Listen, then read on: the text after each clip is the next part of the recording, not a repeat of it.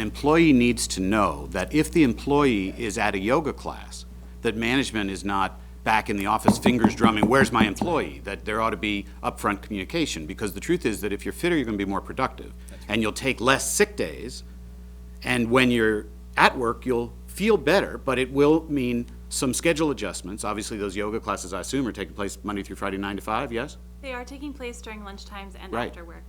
Now, my staff usually works through lunch because I keep them so busy. So, I would have to, no, I mean, seriously, as a manager, But what it's a I'm saying is culture. you want your department director, you want your elected officials to be sending a signal that, first of all, I'm doing it myself, so I'm not being a hypocrite in urging you to do it. Secondly, I support you doing it, so I'm not going to be, breathing down your neck if you're at a Zumba class. And I think it's talking about it too. So, I don't know that people are walking around talking about, what they're doing to stay in shape.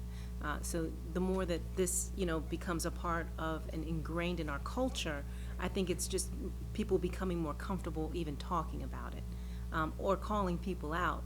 How many steps do you have today? I mean, when I go into every meeting with leadership, I'm like, who has a tracker on? How many steps do you have? And you can see the ones that don't have it, they're kind of like, oh, I'm going to order it. You told me that 2 weeks ago. So, and I feel comfortable in saying that, where maybe, I don't know, 6 months ago, I may not have felt comfortable about doing it. So I think it's, it's one of these things where it's going to be viral. And again, in a year, I hope we are in a different place. And I hope that we are a culture that is more aware and more comfortable talking about these things. This is intended for many reasons, but one of them is to save money on health insurance in the long run.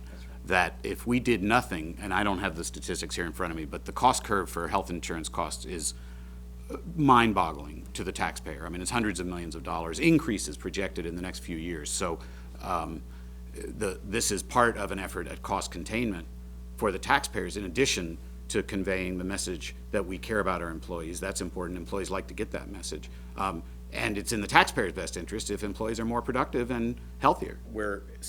We, the United States, is substantially increasing Medicaid coverage. So there's got to be some way to recoup costs to the federal government. This is a revenue raiser, but it's also a mechanism to contain costs of health care plans, to trigger exactly the conversation that all employers need to have about how do you prevent healthcare cost escalation. What mechanisms can you put in place to stay below these thresholds as much as possible? County Council Oversight and Initiative began the discussion on the wellness program and on the vending machines. So, we cooperate well, I think, the legislative branch and the executive branch. These were both initiatives of the legislative branch, and in both cases they've taken a little time, but I'm glad to see them.